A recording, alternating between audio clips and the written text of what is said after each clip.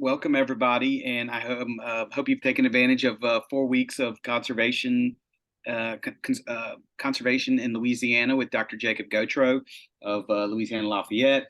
Um, this We're going to take a couple week break, but these are obviously always free for members. But just to kind of give you a heads up of what we've got coming up, we've got Eastern Michigan's Tyler Shoshason talking about postcards from pre-war New Orleans. And this is a very neat story where he basically has written all these academic work on postcards around the country, but his grandfather sent a lot back from New Orleans, and he's just very interested in it. So he's done a lot of work on that. Then we also have a lecture with Jason Church on Louisiana dance halls and juke joints. We're going to get an update on the America 250, the celebration that's taking place for the 250th anniversary of the United States of America in 2026. And that's October 10th. And then we have Historic New Orleans Collections, Bobby Tickner, doing a lecture on October 17th for the Gretna native Brigadier General Louis Joseph Fortier during World War II. So I hope you take advantage of those, and you can go ahead and get signed up for them so that you automatically get the lectures. And if you ever have any issues, just please call the office and we can take care of that and do them on the back end, and we can sign you up all at one time if that makes it easier. So we're willing to help out in any way possible. So tonight we're going to be finishing up week 4, and we're going to be talking about a lecture entitled tonight, George Lowery's Contribution to Ornithological Studies and His Somewhat Controversial Connection to the Ivory-billed Woodpecker. So Jacob, thank you so much. That's a lot there. It sounds like we're going to have a good story tonight.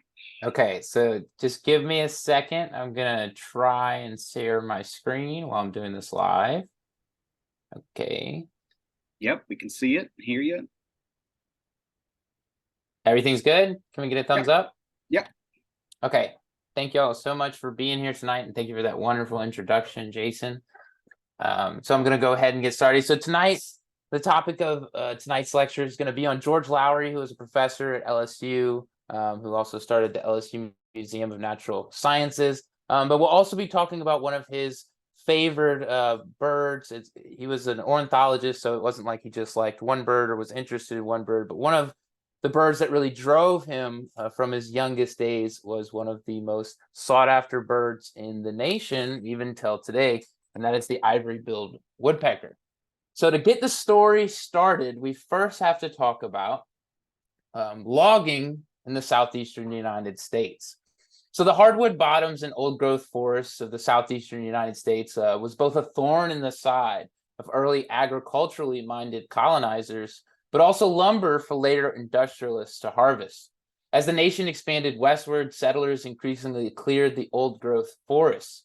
The invention and development of the steamboat and railroad in the first half of the 19th century increasingly allowed for the industrial exploitation of the wooded land. Emerging lumber companies in the Northeast increasingly invaded the supposedly primeval forest announced by the whistling of a train, the same whistling that Thoreau so eloquently memorialized while metaphorically walking in the 1840s. By the later half of the 19th century, the hold of northeastern wooded lands was giving way, and lumber companies cast their eyes onto the forests of the Southeast for continued production. Those same forests housed the ivory-billed woodpecker. Within the local settings, we're talking about Louisiana, historian William Ivy Hare points to the original Southern Homestead Act of 1866, intended to distribute land to poverty-stricken Southerners in the aftermath of the Civil War. And he claims this is the mechanism that opened public land for transfer to private ownership within the state. The act itself often transferred land into the hands of individuals, but these individuals were often masquerading for lumber companies or investors in potential railroad routes. So the act was intended to give people, individuals, land, but these were often individuals who were working for companies that then transferred it into the company's hands. More recently, historians like James Barnett have pointed to the repeal of the act, which took place in 1876, as the key to unlocking the forested public commons to private development. Whatever In the next decade, some lands transferred hands to individuals, while many lands remained unpurchased. That would soon change, however, as new technologies and techniques aided lumber companies to expand into Louisiana's forested landscapes by the last decades of the 19th century. So forestry expert Anna C. Burns details the impact of lumber companies in the piney woods of upland Louisiana, while renowned Acadian historian Carl Brasseau connects such lumber interests to the removal of cypress forests in the lower river valley. Lumber companies cleared the riverbeds and piney hills for transport to urban markets, first starting in the Northeast, but as settlers moved into the flat and unforested Great Plains, the volume demanded exponentially increased. The twin industrial interests of railroad and lumber also cleared the landscapes of bottomland hardwood forests for their own use. Unheeded or unrecognized, the landscape of old-growth forests, interspersed with dead and dying trees, perfect for immense board feet of lumber, was also the native home of the ivory-billed woodpecker. The enigmatic and possibly extinct ivory bill, scientific name Campophyllus principalis. I'm not a scientist, so it's hard for me to read scientific names. But the ivory bill is the largest mainland North American woodpecker. This lengthy efforts to collect evidence of the ivory bill reveal a continued fascination with fauna that convey larger messages related to conservation as a whole. So the bird is the largest woodpecker in the United States and the second largest in the world behind the Cuban ivory-billed woodpecker, which has flipped back and forth between taxonomical identification as a subspecies of the ivory bill or a distinct species unto itself. Its distinctive ivory bill and white-tipped wings have long made it a sought-after species for those interested in bird life, as well as a symbol for the supposed primeval forests of North America. However, as the old-growth forests were increasingly cleared over the 19th and 20th centuries, the animal decreased in number. Naturalist collectors sought out the increasingly rare bird and its eggs to add to their collections amidst a growing tide of preservation and conservation. Iconic birds emerged as symbols within the growing conservationist framework of the 19th and 20th centuries. So the roots of this framework really stretch back to the religious reform movements of the early 1900s and their influence over transcendentalists such as Ralph Waldo Emerson and Henry David Thoreau, where there was a questioning of the benefits of progress and a deeper-seated uneasiness for modernizing civilization. A more practical approach was advocated by mid-19th century thinkers like George Perkins Marsh. And so he argued that government actors should manage natural landscapes as a unit. In his case, he argued for a watershed scale for the entire system to benefit from conservation. While few of Marsh's contemporaries heeded his warning, the larger governmental framework of the United States in the 19th century did not markedly change beyond highlighting the need to make natural resources visible.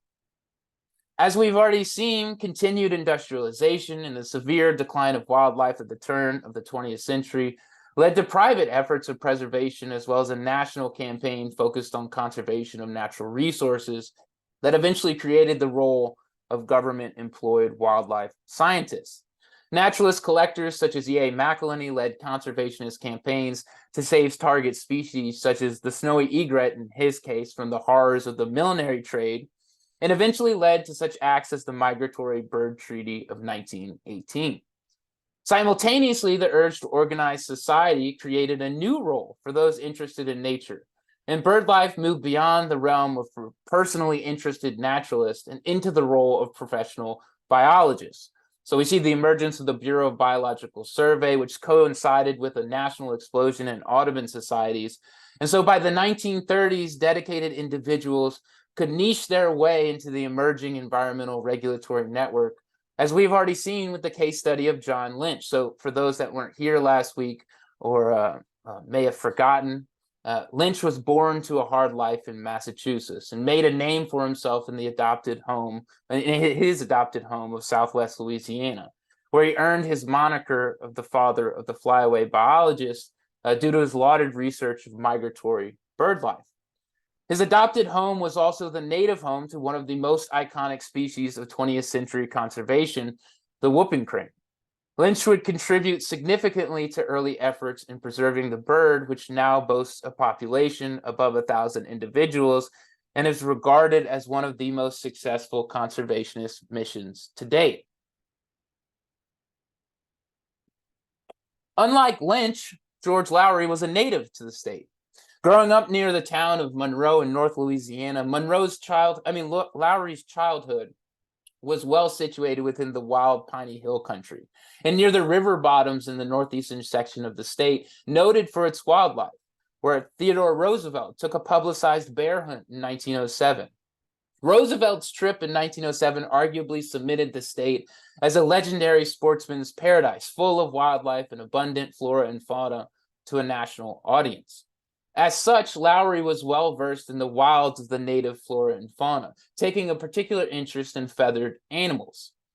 Lowery's appreciation of nature, however, stretched beyond the economic concerns of conservationists and into an appreciation of nature for its scientific and aesthetic qualities, which would later be fostered through his role as a university professor. So in the early 1930s, Lowery attended Louisiana Polytechnic University in Ruston, now known as Louisiana Tech, and then he transferred to Louisiana State University in Baton Rouge, where he earned a bachelor's degree and a Master of Science by 1936. He would subsequently teach classes at the university and assist with founding the Museum of Zoology, which is precursor to the current LSU Museum of Natural Sciences, of which Lowery was a key founder in 1951. During his early schooling, news broke that a chance encounter between wealthy attorney sportsman Mason Spencer and federal wildlife biologist in New Orleans had led to the, quote, rediscovery of the ivory-billed woodpecker in 1932.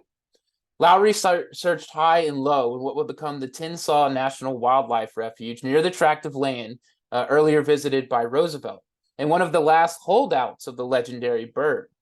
After a week of fruitless efforts during the summer of 1933, Lowery and his compatriots were able to locate the bird on the same tract of land he missed it in the summer of 1933, but then he was able to locate the bird in December during the yearly Audubon bird count. Lowery presented his research at the annual meeting of the American Ornithological Society in 1934, hoping to confirm the ivory bill's still existence, as many ornithologists had concluded that it was extinct by this point.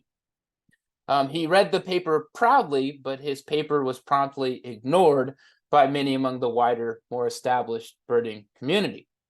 But among the believers were members of the Cornell Ornithological Department, such as well-respected ornithologist Dr. Arthur Allen, his co-worker and sound recording enthusiast instructor Peter Paul Kellogg, and the youthful graduate student James Tanner. And so James Tanner can be seen on the screen all the way to the right, at least whenever I'm looking at the screen, it's to the right.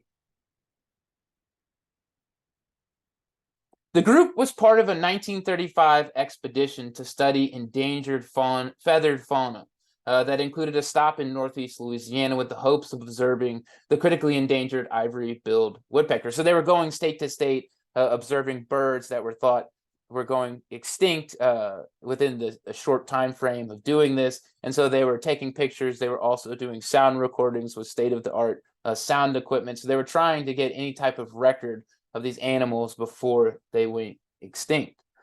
By the 1930s, thanks in part to the efforts of Lowery, a well-known colony of ivory-billed had been identified.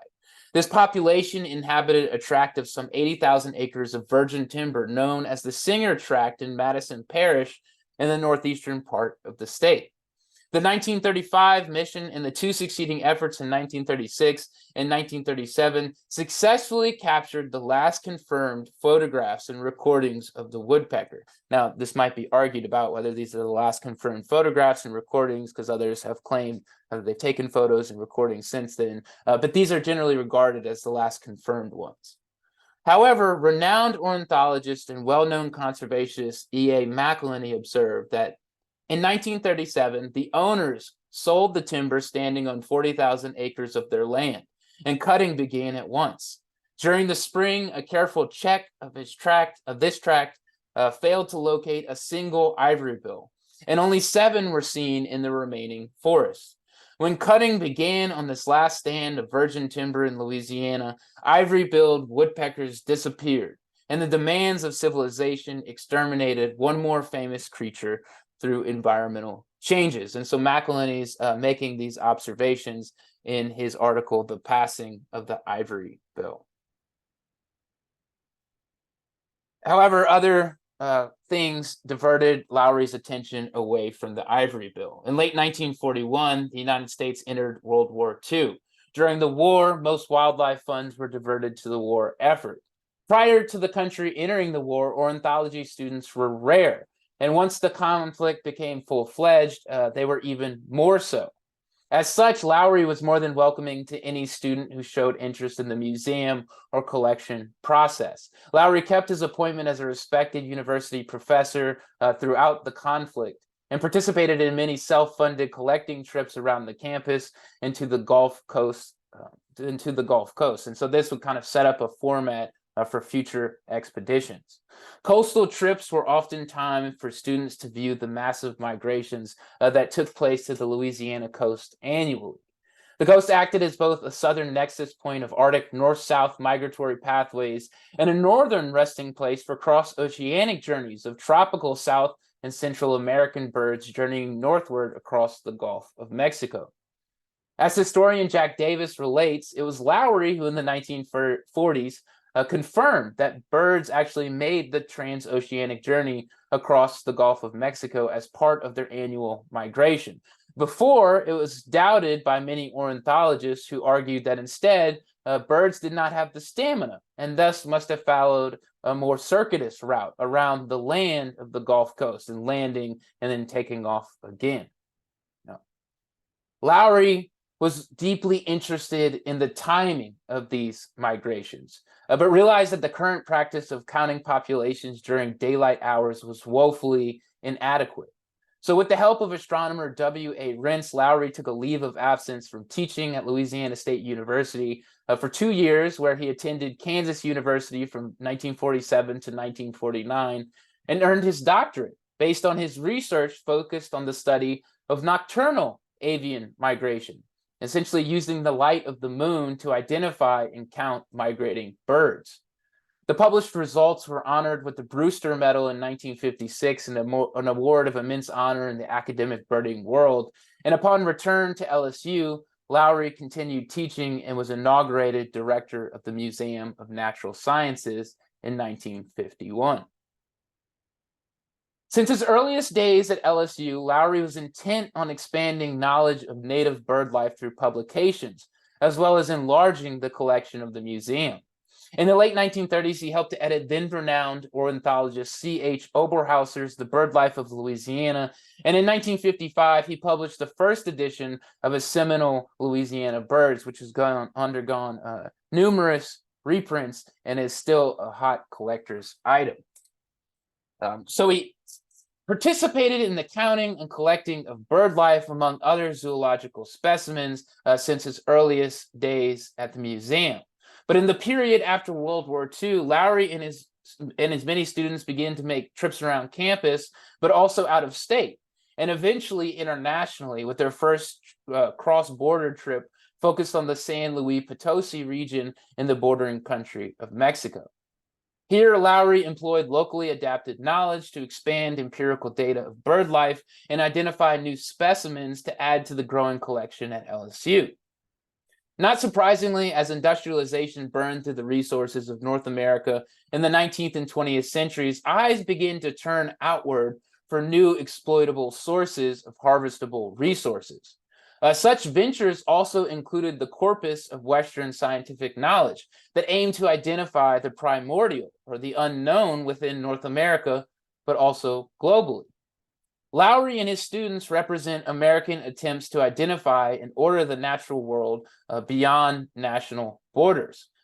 However, unlike others argue, the archival record does not speak to an imagined superiority above, but rather reliance upon and beloved trust in local sources. And so this drawing that's on the screen was actually done by one of Lowery's students that I'll talk about in a second. But it's a drawing of one of their native guides, and he talks quite affectionately of this native guide in the letter that's attached to it.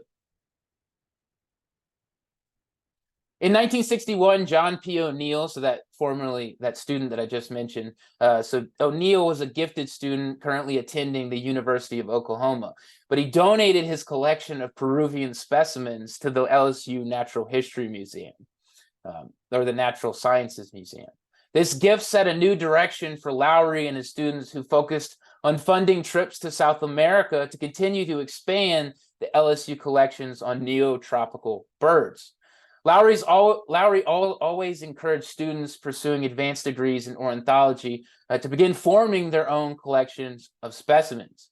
And starting in 1963, private donors like John S. McIlhenny, who was EA's nephew and also worked as a chemical engineer for the Standard Oil Company, he funded or helped to fund multiple research trips for students to South America to collect specimens that were novel to the museum's collections and to many North American ornithologists. Although Lowery only ventured to South America once in person, accompanying O'Neill to Peru in 1964, his students journeyed into the South American wilderness, guided by locals familiar with the landscape and species for decades to come. In 1965, Lowery was awarded Conservationist of the Year by the Louisiana Outdoor Writers Association as a testament to his influence on his students. Unlike the whooping crane, which was successfully preserved and is one of the most successful conservationist missions to date, efforts to preserve the ivory bill did not find such success. So Lowery continued to show his interest in the bird throughout his long tenure at LSU. He published on the bird in 1935 and even created a forest scene at the museum, including the woodpecker in the 1950s. Pieces of the archival record point to Lowery's long efforts to obtain collected specimens and skins of the ivory bill. So for those that don't know, skins are birds skinned with the feathers attached for scientific preservation. In 1962, a communication from a local in Louisiana, Mr. W.L. Chapman, alerted the resident newspaper editor in Evangeline Parish to a supposed ivory bill sighting in the woods where he regularly trapped near the town of Oakdale in southwestern Louisiana. The letter was then forwarded on to Lowery. A supposedly confirmed 1967 sighting in the Big Thicket forest region of eastern Texas caused a stir among ornithologists, and headlines in newspapers such as, "Is the rare ivory-billed woodpecker making a comeback?" However, ornithologists looking to confirm the findings were unable to track down the elusive birds. By 1971, Lowery was involved in larger conversations on the landscape of what has been called America's last great wetland. The Atchafalaya Basin, located in southeastern Louisiana, is America's largest freshwater river swamp. Traditionally an overflow area for the Mississippi River, the basin, as it is affectionately known to locals, is now a highly engineered flood outlet intended to prevent the river from flooding much of the densely populated areas of southern Louisiana. By the 1970s, controversy emerged on what the exact definition of the overflow swamp was, as sedimentation had encouraged by river engineering. So sedimentation encouraged by river engineering artificially manipulated the geologic processes. So one question arose. Was the basin a publicly accessible wetland owned in perpetuity by the state for use by the public? Or was it a metamorphosizing landscape of privately owned tracts of land harvested for their natural resources at the behest of large landowners? In his position as university professor and biologist, Lowery was familiar with both the environmental voices, such as longtime Louisiana State landscape architecture professor Charles Freiling, and large landowners in this region of the state, so kind of both sides of the coin. Lowery was also brought into conversations of controversial supposed sightings of the ivory-billed woodpecker in the basin. The ivory bill was just as emblematic in the 1970s as it was 40 years earlier when the Cornell expedition ventured to the northeastern sections of the state. Environmentalists arguing for the preservation of the basin, including now renowned wildlife photographer C.C. Lockwood, made their name with a popular film, Atchafalaya, which featured an interview with Dr. George Lowery and a snippet on the possibility of the swamp containing the ivory bill. So the photo of George Lowery that you see here is from that film. The argument was that the federal government should use eminent domain to declare the entire swamp government property and thus protect the landscape that harbored the rare bird. A back and forth polemic occurred in the ensuing years in newspapers like the St. Mary Tribune, where local sportsmen such as Marshall Sharp Jr. criticized the attempted compromises between the state and federal governments that endeavored to appease large landowners in the region. Property owners such as Fielding Lewis, whose property sat in St. Mary Parish within the lower stretches of the river swamp in southern Louisiana, shot back, claiming individuals like Marshall and other environmentalists were out of touch with the majority of citizens in Louisiana. And so here we can see their argument taking place in front of our eyes, with Fielding Lewis's reply on the right. At least that's the way I'm looking at it on the screen. What was not widely known to the public in 1971 was that Lewis was also the source of supposedly confirmed ivory-billed woodpecker photographs provided to Lowery, who subsequently presented the evidence of the long elusive bird at the annual meeting of the American Ornithological Union, at which he had been ignored 40 years earlier, expecting recognition of Louisiana's river swamp as the last landscape of the ivory bill.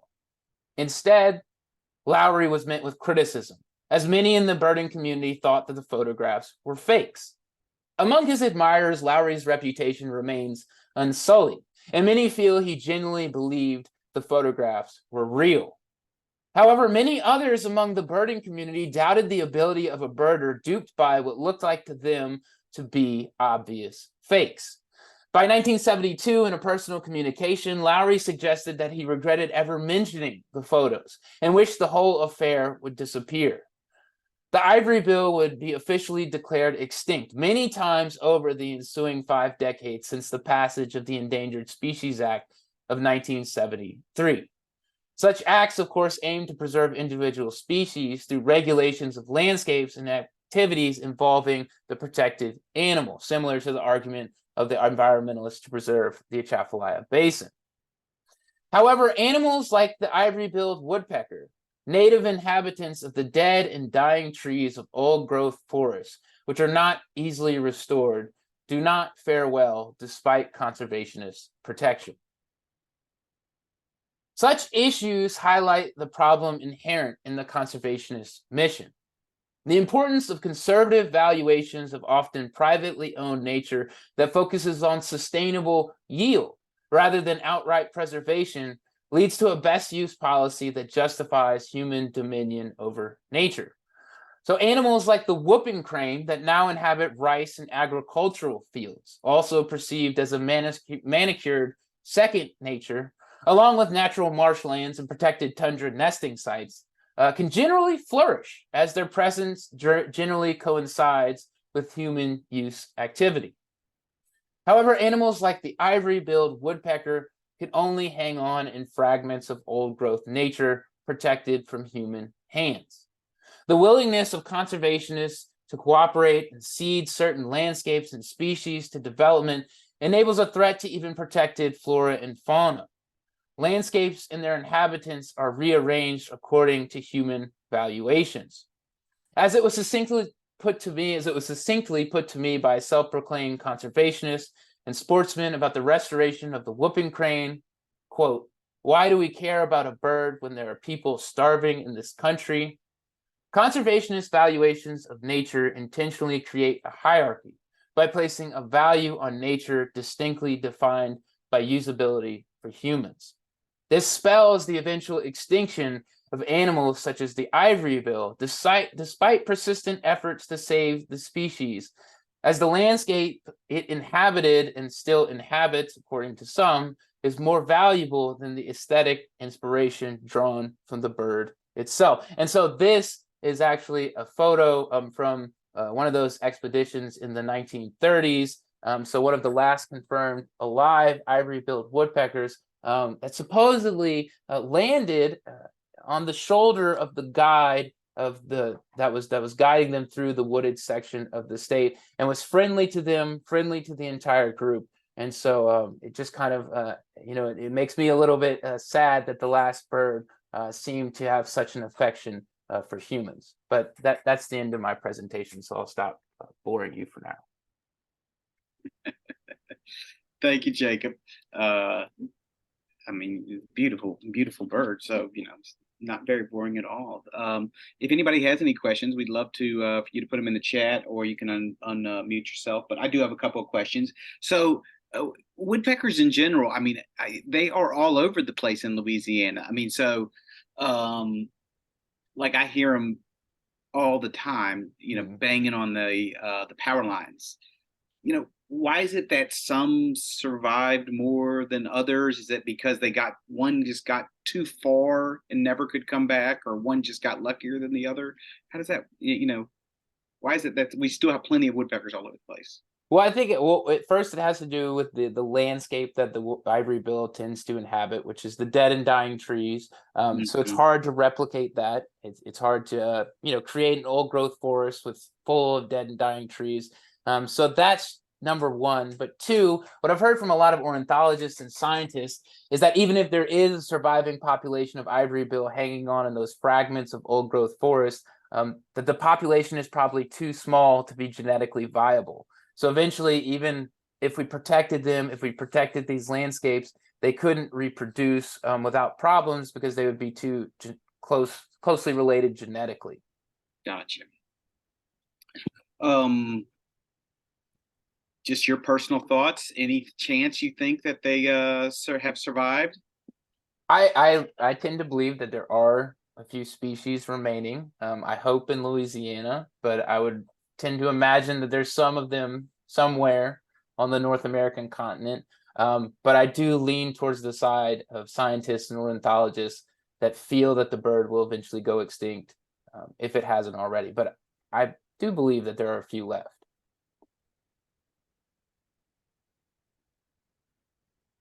Janelle, do you want to ask a question? Well, I was going to ask if you have met the people in North Louisiana who claim to have seen it. I have met. Are you talking about Louisiana Wilds by any chance? Yeah. Yes.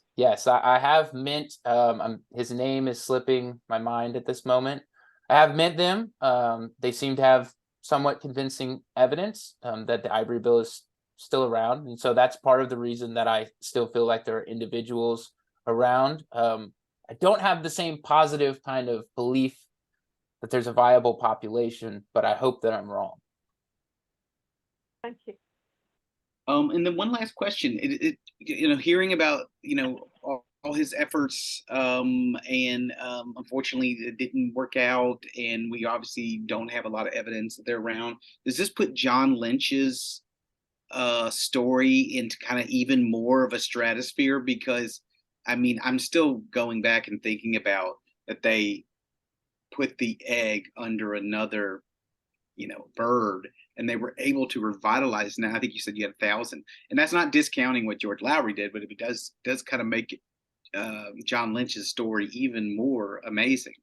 No, and that's a great point. And then the way I wrote this chapter in my dissertation, and hopefully it'll be in my book, is that I wrote them together and as opposing stories, because you have one that's so successful with the involvement of humans, and then you have one that seems like no matter how much humans involve themselves, that it almost seems to be worse for the animal in the end. Yeah. Neat. Well, Jacob, I want to thank you so much. This has been 4 great weeks. I want to wish you good luck for the rest of your school year, and we hope when you've got something else that you want to talk about, we're always open to hearing you speak again and providing us such great information. Well, thank you so much for having me, and thank you everybody for attending tonight, and for the others that have attended the other lectures. I really enjoyed it. Thanks so much.